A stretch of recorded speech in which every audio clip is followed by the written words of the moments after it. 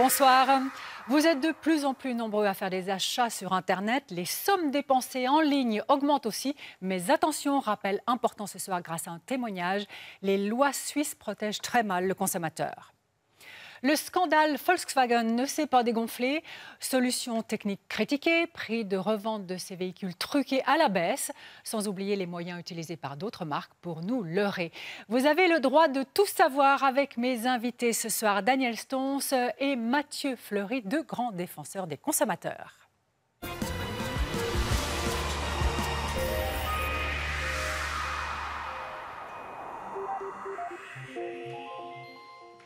On a eu droit à un peu de transparence jeudi dernier avec les aveux de Volkswagen. Le trucage de 11 millions de moteurs diesel, ce gigantesque scandale, est le fruit d'un enchaînement d'erreurs dont les origines remontent à 2005. Un scandale qui a eu un impact sur les conducteurs, bien sûr, et les collectivités publiques. La marque a présenté des solutions qui laissent songeur. Reportage de Claudio Personeni et Heikki Arikallio. Quelques grammes de plastique, voilà la solution miracle de VV pour réparer une partie de ces moteurs diesel truqués. Les spécialistes vous diront ce qu'ils en pensent tout à l'heure, mais d'abord, un petit retour en arrière sur un des plus grands scandales industriels de ces dernières années.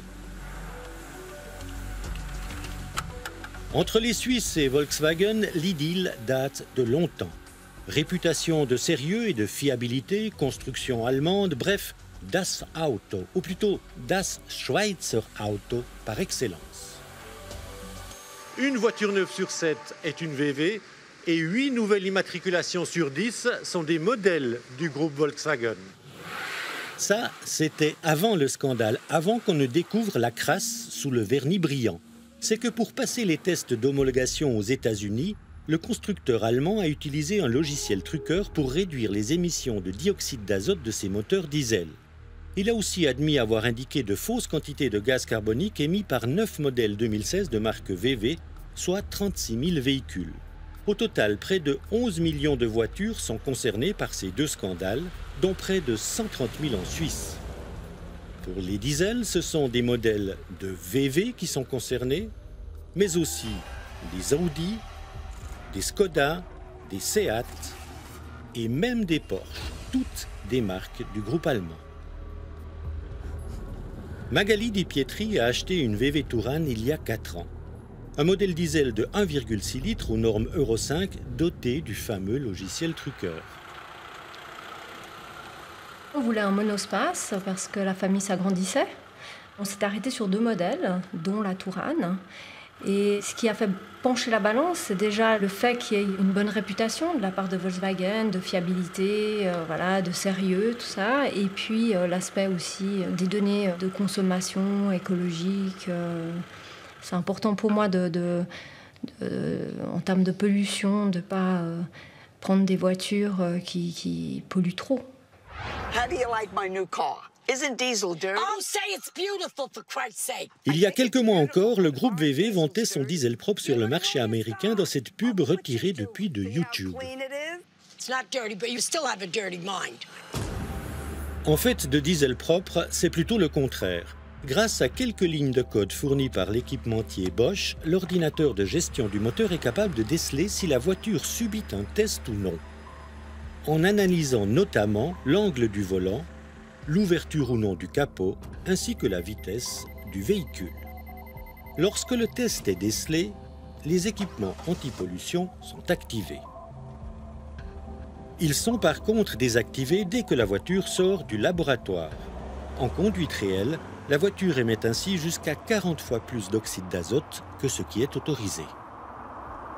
Alors je me suis sentie trompée.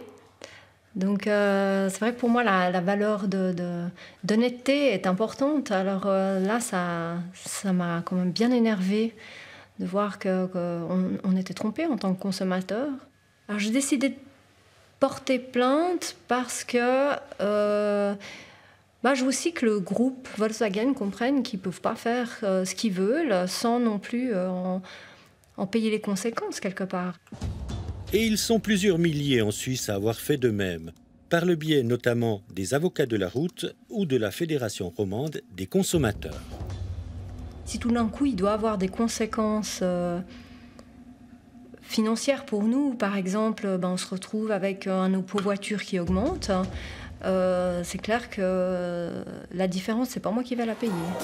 Qui va payer? C'est la grande question. Certaines taxes perçues par les cantons ou de rabais octroyés dépendent en effet des émissions de CO2 des véhicules, comme ici, à Neuchâtel, depuis l'an dernier. Le canton de Neuchâtel utilise effectivement le CO2 comme paramètre de calcul dans sa formule de taxe cantonale. Donc c'est 4 francs par gramme de CO2. Et puis, c'est clair que le Conseil d'État a déjà été interpellé lors du dernier Grand Conseil. Il a déjà décidé de ne pas faire de facturation rétroactive, quoi qu'il arrive, au niveau de l'évolution des valeurs de CO2. C'est que la mise aux normes des moteurs diesel incriminés pourrait leur faire émettre plus de gaz carbonique. Quant aux moteurs dont les données CO2 ont été faussées, là aussi, les émissions de gaz carbonique seront supérieures. La volonté politique de la nouvelle taxe neuchâteloise, c'est vraiment que le client, quand il doit choisir un nouveau véhicule, compare déjà peut-être plus la valeur CO2 que la forme ou la couleur de son véhicule. Le scandale VV remet en cause cette incitation à choisir propre.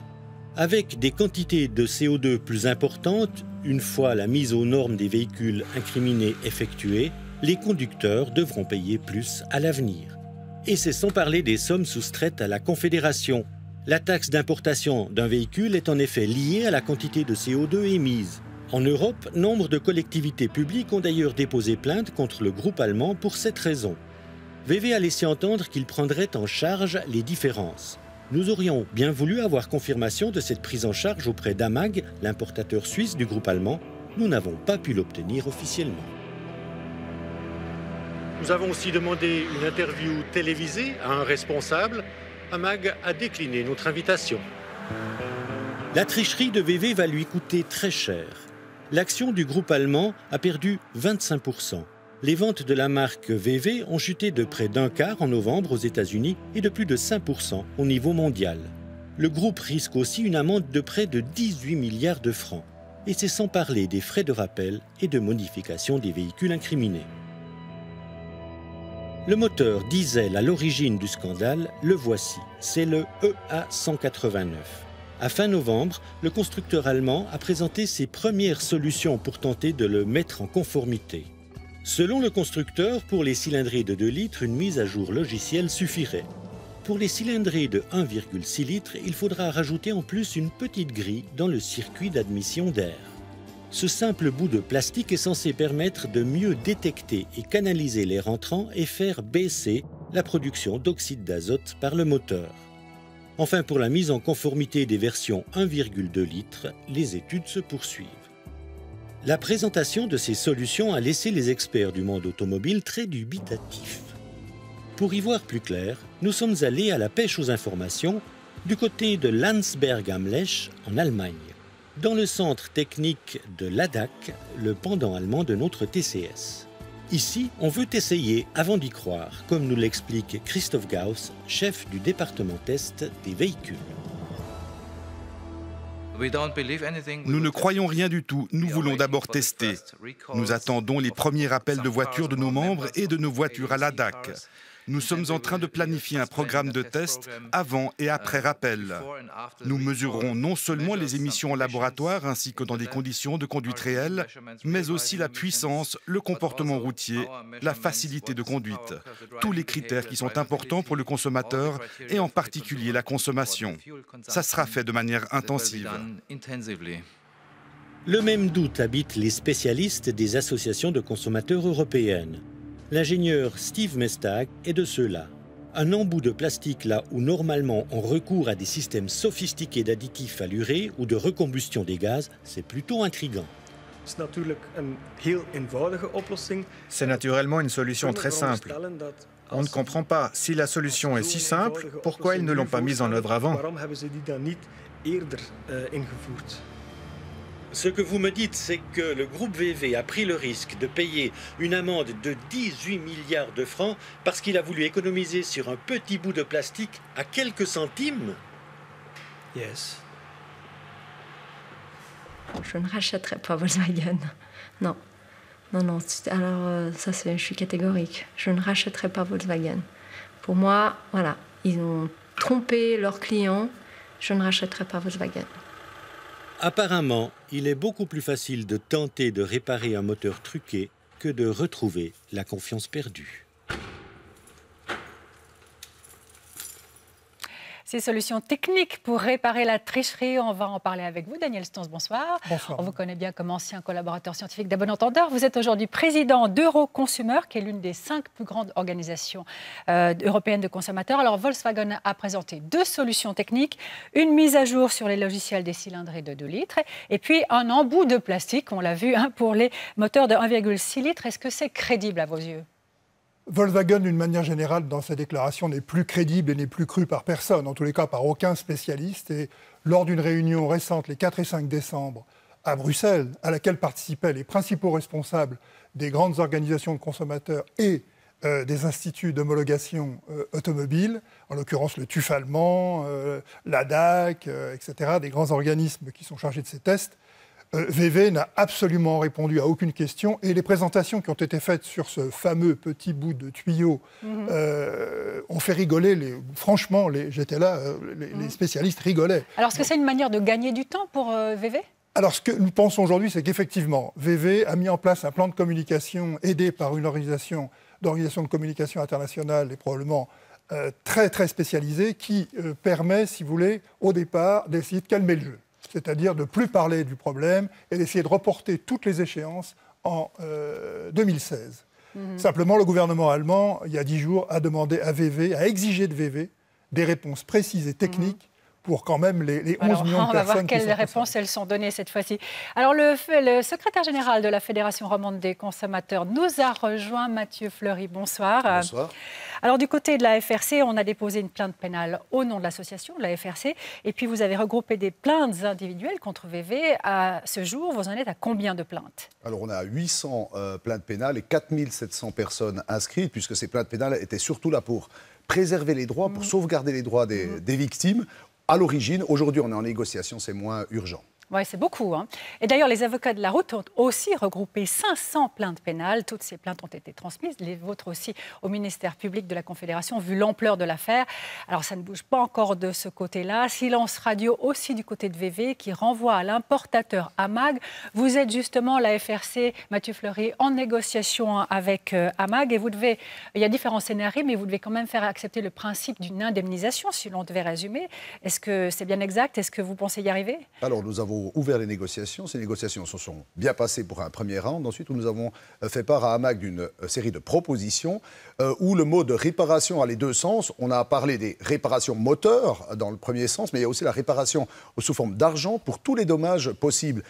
C'est-à-dire si la voiture n'est plus celle que la personne avait achetée, au niveau des performances ou toute autre nature, et après, elle ne sera peut-être plus la même non plus sur le marché des occasions. Donc, on a essayé de travailler avec des scénarios pour trouver un accord cadre qui permettra de prévoir tous les différents dommages possibles et toutes les indemnités possibles afin que chaque victime revienne dans la situation qui aurait été la sienne si le scandale n'avait jamais eu lieu. C'est très bien, mais vous êtes optimiste, vous y arriverez ou pas ? Avec AMAG, les premières négociations ont été extrêmement constructives. Aujourd'hui, on sent qu'il y a un coup de mou, si on peut dire les choses ainsi, et qu'effectivement, après le CO2, qui est peut-être d'une moins grande ampleur que prévu, on sent peut-être Volkswagen plus offensif ou plus sur la défensive, et ça m'inquiète un peu. En tout cas, à suivre, parce que vous attendiez effectivement déjà des réponses pour fin novembre. C'est peut-être un peu repoussé. Il y en aura peut-être au début de l'année.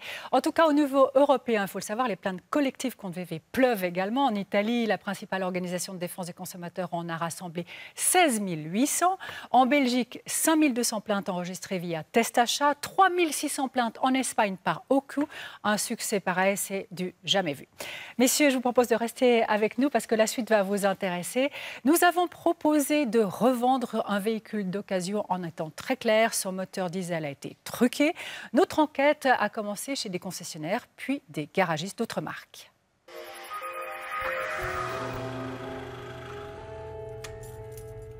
Est-ce que ces voitures, munies de ce logiciel truqueur, ont subi une décote sur le marché de l'occasion? Nous avons voulu en avoir le cœur net. Nous avons donc décidé de faire une tournée des garages romans. Vous nous prêtez votre voiture, madame? Oui, volontiers, mais vous ne me l'abîmez pas. On va essayer. Merci. Merci, au revoir. Au revoir. Nous avons d'abord vérifié le montant que l'on pouvait espérer de la voiture de Madame Dipéry. Pour une Tourane 1,6 TDI de 2011, avec 94 000 km au compteur, Eurotax a indiqué une valeur de 10 473 francs. Nous avons voulu savoir si du côté des spécialistes du marché de l'occasion, l'affaire VV avait eu un effet. Nos premiers tours de roue nous ont amenés à Neuchâtel. Ici, le propriétaire de ce garage avait justement acheté 4 véhicules munis du fameux moteur truqué juste avant que le scandale n'éclate. Moi, j'avais déjà à l'avance vendu ces voitures. Et là, les 4 voitures, je ne vais plus les vendre. Ils ont les 4 retirées. Ils ont dit non, on attend, on veut voir qu'est-ce qui se passe. Et puis après coup, c'est clair, on a pu renégocier avec d'autres personnes où on a fait un prix pour qu'elles partent, quoi. La première, c'était presque 15% de moins pour qu'elles partent. Puis après, certaines, c'était 10%, mais on n'a jamais pu les vendre au prix du marché réel, au prix de l'Eurotax, on va dire. On n'a pas pu. Alors, quel prix pour notre Tourane? Nous l'avons d'abord proposé à des concessionnaires VV, tout en leur précisant, bien évidemment, que ce modèle était concerné par la tricherie du groupe allemand. À Genève, le garage Châtelanas nous a proposé 8 500 francs sans reprise et 9 500 en cas d'achat d'un véhicule neuf. À Nyon, le centre auto Dubler a offert 9 000 francs et 9 500 francs si on reprenait du neuf. Le garage de Montet à Montet nous a proposé 8 500 francs et 9 500 en cas de rachat d'un nouveau véhicule. Et puis à Martigny, le garage olympique nous a estimé notre véhicule entre 9 et 9 500 francs, mais seulement en cas de rachat d'un véhicule. Même chose pour Amag Automobile à Matran. En cas d'achat d'une nouvelle voiture, il nous proposait entre 9 et 10 000 francs pour notre Tourane. Nous sommes allés à Bienne. Le garage Foch Automobile nous a proposé un très maigre 6 000 francs cash pour notre Tourane, mais pas d'offre avec rachat. De Bienne, nous sommes partis à Neuchâtel. Ici, le garage Seine nous a fait une offre de 9 000 francs et 9 500 francs si nous rachetions un véhicule neuf. Enfin, à La Chaux-de-Fonds, le garage Asticher a refusé de reprendre le véhicule seul. Mais en cas de rachat d'un nouveau véhicule, l'offre était entre 8 et 9 000 francs. Lors de notre tournée effectuée en novembre, tous les concessionnaires VV ont proposé des primes conséquentes en plus allant jusqu'à 6 000 francs au total, assorties d'un leasing à 0% sur 3 ans en cas de rachat d'un véhicule neuf. Nous avons aussi présenté notre véhicule à des concessionnaires d'autres marques. À Gland, le garage Peugeot Buy My Car a refusé une reprise simple et proposé 8 700 francs en cas de rachat d'un véhicule neuf. Le garage Renault à Nyon, lui aussi, a refusé une reprise simple, mais 8 000 francs avec rachat d'un véhicule neuf. À Nyon toujours, le garage Opel Berger, même refus de rachat simple. Avec un véhicule neuf, le garage offrait entre 9 500 et 9 900 francs. Le garage Citroën aux Acacias a aussi refusé une reprise simple. Il nous a proposé entre 10 000 et 10 500 francs en cas de rachat d'un véhicule neuf. Enfin, le garage Émile Frey à Genève a aussi décliné un rachat simple. En cas d'achat d'un véhicule neuf, son offre a été de 7 000 francs. Au final, entre 6 000 francs sans rachat pour l'offre la plus basse et 10 500 avec rachat pour la plus haute, venant de la part d'un garage autre que VV, on passe presque du simple au double. De quoi inciter à bien négocier avant de franchir la ligne jaune. Belle différence effectivement de prix d'un garage à l'autre. Alors on sait qu'indépendamment de l'affaire Volkswagen, le marché des voitures d'occasion est saturé et les prix proposés par les garagistes sont souvent plus bas de 10 à 15% que l'Eurotax. Et si en plus le moteur concerné est truqué, alors là on passe à 20% en moins environ. Alors Mathieu Fleury, secrétaire général de la Fédération romande des consommateurs, vous qui demandez que les propriétaires de ces voitures qui ont perdu de la valeur pour la revente soient indemnisés, mais qui va les indemniser ? Alors, pour nous, AMAG représente Volkswagen en Suisse. Donc, nous attendons de la part de cet importateur une approche très orientée client. Ce n'est pas à eux de se préoccuper. Et il faut distinguer deux moments. Aujourd'hui, certaines personnes sont suffisamment heurtées dans leur confiance envers ce groupe pour renoncer à leur voiture. Ils doivent recevoir une offre. Et il faut distinguer l'autre moment, c'est-à-dire beaucoup plus tard, peut-être même après la réparation, où là, le dommage n'est pas encore défini aujourd'hui et devra être déterminé au moment de la vente. Notamment, une des grandes inconnues, c'est finalement la perte de valeur de Volkswagen en tant que marque. Et ça, peut-être, on verra, encore aujourd'hui on a 5%, peut-être ce sera davantage. Nous voulons que la personne soit mise dans la situation qui aurait été la sienne en temps normal, sans ce scandale. Et donc pas qu'aujourd'hui, cette indemnisation devra être rediscutée, si j'ai bien compris, à terme en fait, c'est ça. Exact. Merci pour ces explications, Mathieu Fleury. Bonne soirée à vous. Merci beaucoup. Et puis alors, on le sait, cette affaire VW, aussi énorme soit-elle, n'est en fait que la pointe d'un iceberg. Tous les constructeurs utilisent des artifices pour enjoliver les taux de consommation d'essence et d'émissions de polluants en toute légalité, ce qui est aussi scandaleux. Retour à Landsberg, chez ADAC, un des plus grands centres européens indépendants de tests automobiles. Le test officiel d'homologation des véhicules en Europe, c'est le NEDC pour Nouveau Cycle Européen de Conduite. En fait, il n'a de neuf que le nom.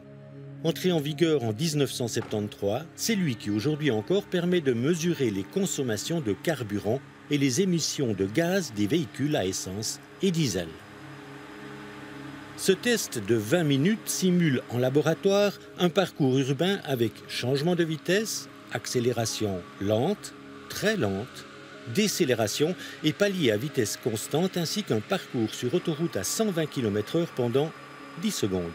Bref, aucun rapport avec des conditions de conduite réalistes.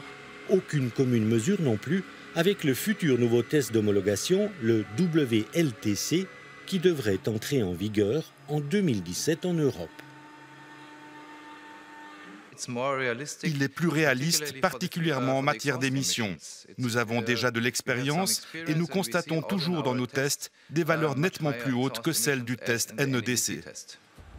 Ce d'autant plus que les constructeurs usent et abusent de trucs et astuces pour obtenir les valeurs les plus basses possibles lors des tests d'homologation. À bon entendeur, vous l'avez révélé en 2014. Surpression des pneus. Extraction de l'alternateur. Masquage des interstices. Desserrage des freins. Accroissement de la température ambiante pour faciliter la combustion et même dépose des rétroviseurs. Cette panoplie de mesures dilatoires a un effet très concret. Aujourd'hui, le fossé entre les valeurs avancées par les constructeurs et celles mesurées dans les conditions de conduite réalistes, eh bien ce fossé devient carrément abyssal. Comme nous l'explique Greg Archer, un des spécialistes de l'association indépendante européenne Transport et Environnement basée à Bruxelles. Le fossé entre tests et performances réelles a grandi, passant de 8% en 2000 à une moyenne de 40% en 2014. Nous avons regardé toutes les pratiques connues des constructeurs de voitures pour manipuler les résultats des tests en restant dans les limites de la légalité. Et nous ne pouvons pas expliquer une telle différence de plus de 45% entre les tests et la réalité. Et certaines voitures vont largement au-delà, avec 50%, voire 55%. Il y a de très fortes interrogations sur comment ces voitures peuvent arriver à des résultats si bas dans des tests officiels. On ne sait pas s'il y a des logiciels truqueurs, mais ces résultats sont très suspects. Au palmarès des voitures qui explosent les statistiques avec plus de 40% de différence, on trouve la VW Golf avec une différence de 41%, suivie de la Renault Mégane, 45% de différence, ensuite la Peugeot 308 avec 48%, et les BMW Série 5 avec une différence de 49%. Championne toute catégorie de ce palmarès, les Mercedes. La classe A produit 54% de plus de CO2 que ce qui est annoncé, la classe C 53% et la classe E 54% aussi. Ces incroyables différences ont aussi un coût en carburant. En moyenne, 450 francs par an pour une voiture roulant 15 000 km. Cela coûte énormément aux conducteurs.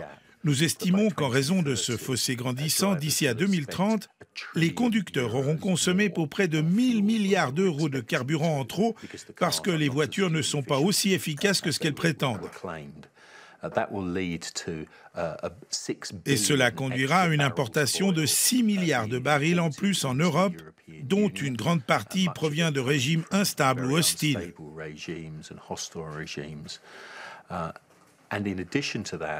À cela s'ajoute le fait que ce carburant excédentaire brûlé dans les véhicules va rejeter près de 1,5 milliard de tonnes de CO2 supplémentaires. Et cela contribuera à accélérer le réchauffement climatique. Ça, c'est pour le CO2. Pour les oxydes d'azote, ces gaz dangereux pour la santé, la situation n'est pas meilleure. La DAC a fait tester 80 nouveaux véhicules diesel censés répondre à la norme Euro 6 en se servant du futur nouveau test d'homologation prévu en 2017. Les résultats sont consternants. Près de 3/4 des voitures testées émettent largement plus que la limite maximale des 80 mg de NOx par kilomètre. Certaines voitures dépassent de près de 15 fois cette norme.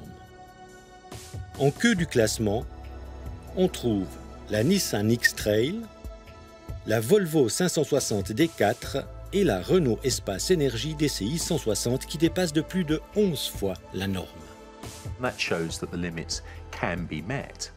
Cela montre aussi que les limites peuvent être atteintes. Le problème que nous avons aujourd'hui, c'est que les constructeurs choisissent d'installer des technologies bon marché dans les systèmes d'échappement pour économiser quelque chose comme 100 € par véhicule.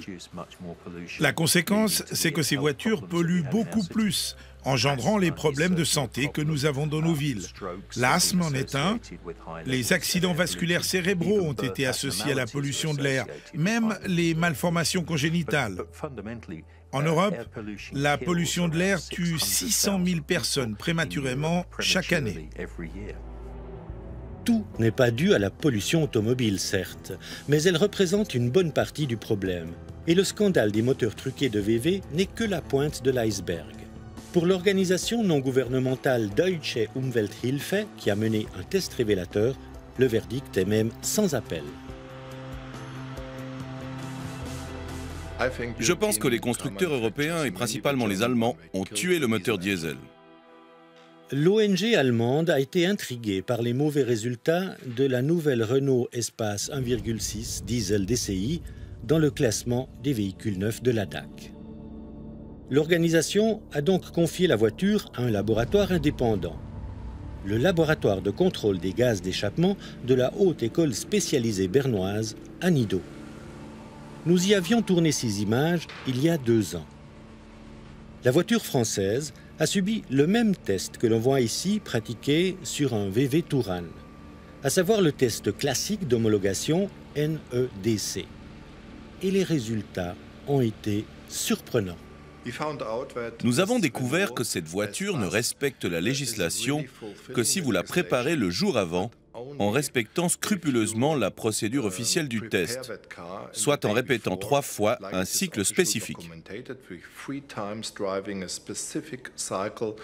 Mais nous avons changé quelque chose. Après le test, nous avons attendu 1 à 1h30 et nous avons simplement répété le même test. Et là, nous avons obtenu des valeurs de 13 à 25 fois plus mauvaises que dans le test officiel.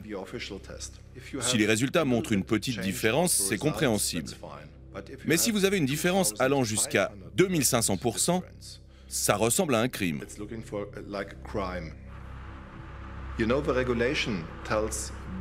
La réglementation est très précise. Le système de contrôle des émissions polluantes doit fonctionner en toute situation normale. Quand vous allez en vacances ou au travail, vous ne préparez pas votre voiture le soir avant en effectuant 3 fois un cycle de 5 minutes. Vous enclenchez simplement votre moteur et vous partez.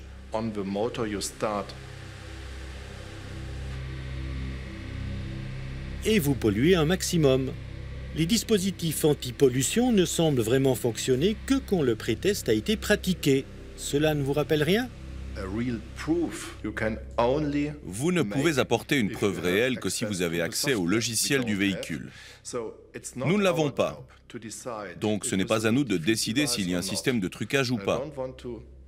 Je ne veux pas vous dire ce que j'en pense. C'est le travail des autorités d'en faire la preuve ou de forcer les constructeurs à dire la vérité.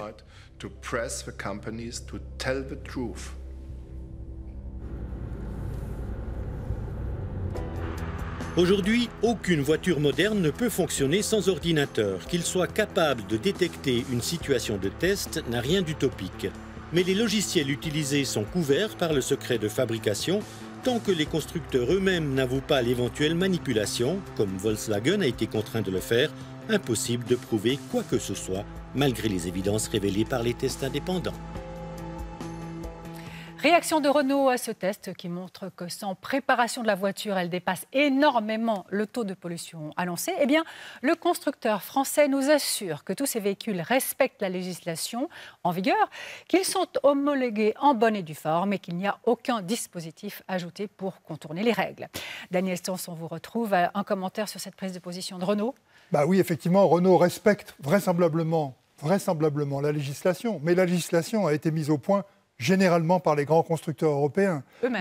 Eux-mêmes. Donc, ce qu'il faut savoir, c'est qu'aujourd'hui, la vraie solution va venir de gens indépendants, comme les organisations de consommateurs regroupées avec les instituts officiels européens, qui vont mettre au point, qui sont occupés actuellement à mettre au point des tests routiers sur des moteurs chauds, bien entendu, et qui représenteront la circulation des véhicules à la fois en ville, sur la route, dans la montagne, etc. Et là, nous allons proposer des vraies mesures correspondant à la réalité routière que vous vivez, et vous et moi. Une excellente nouvelle, ça, Daniel Stens. Alors, pour dans combien de temps ? Alors, écoutez, raisonnablement, tout ça est un problème d'investissement, mais normalement, nous devrions présenter, au niveau d'un bon entendeur, en tous les cas, les premiers résultats en fin janvier, début février. Mais formidable. Merci beaucoup, Daniel, et très bonne soirée à vous. Merci.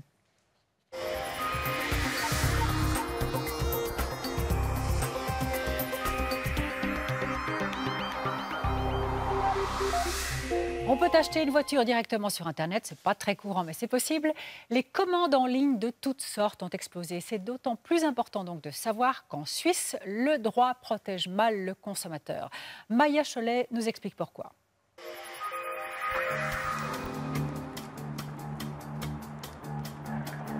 Barbara Ruppen est passionnée d'équitation.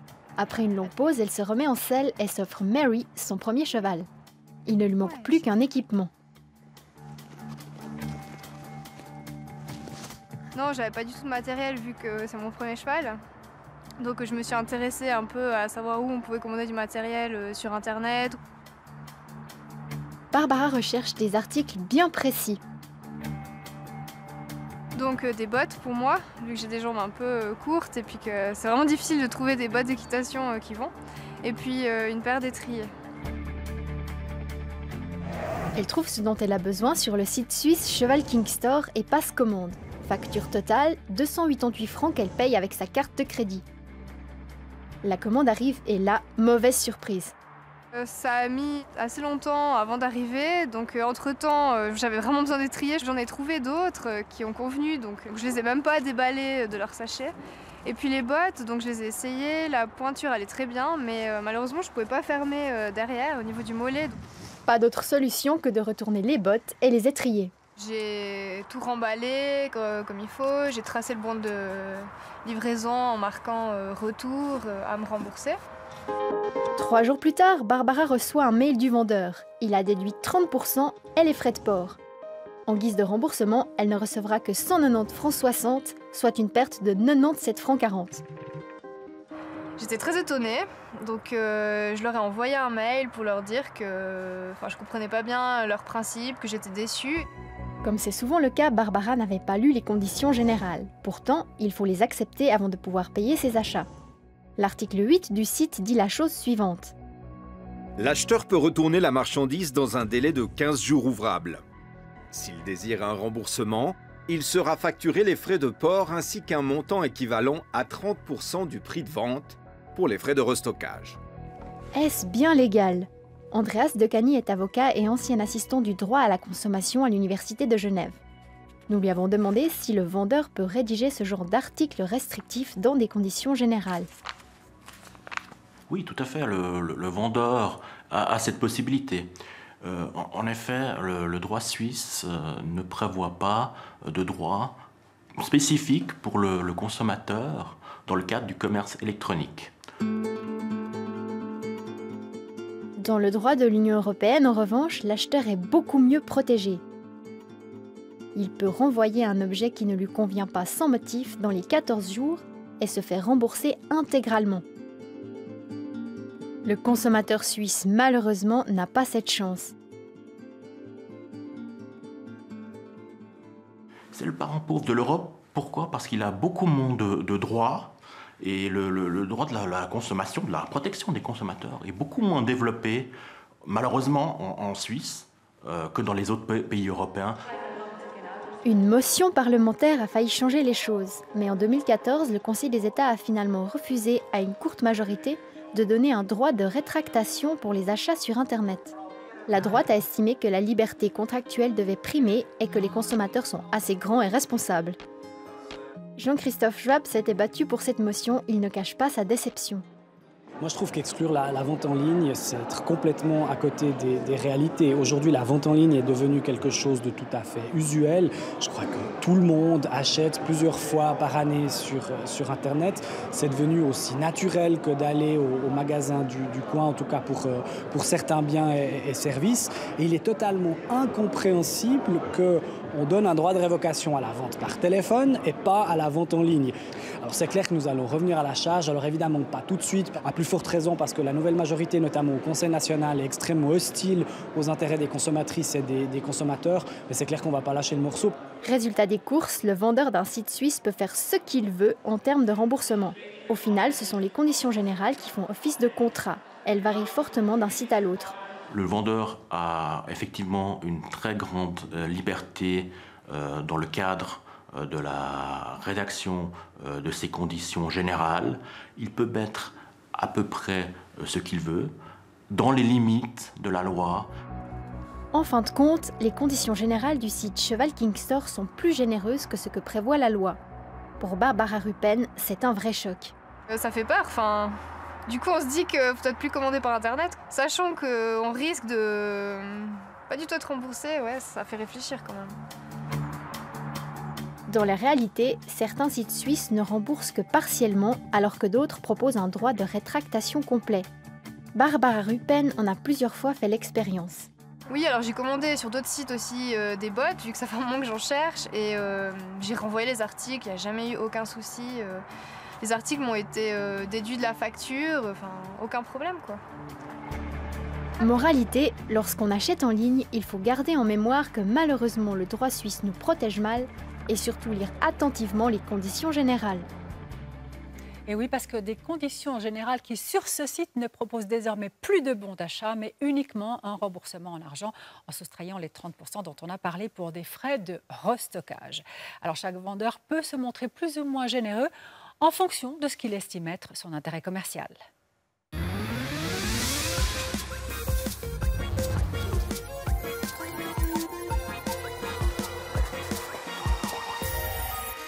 Mardi prochain, 22 décembre, émission effervescente, on se plongera dans les bulles du Prosecco. Ce n'est pas du souffle-champagne comme pourraient le penser les esprits un peu snobs, non. Frizzante ou spumante, plus ou moins sucré, il est en train de conquérir le monde, ce vin blanc effervescent italien. On le boit en cocktail, le fameux Spritz, dont on a détaillé le prix pour voir s'il n'est pas vendu un peu cher dans les bistrots. On le boit aussi nature, le Prosecco. Alors avant d'en acheter pour les fêtes, ne manquez pas notre dégustation. Et on ira voir où et comment sont produites ces bulles dans les vignobles de la région de Trévise. On trinquera ensemble mardi prochain. D'ici là, portez-vous bien. Très bonne fin de soirée.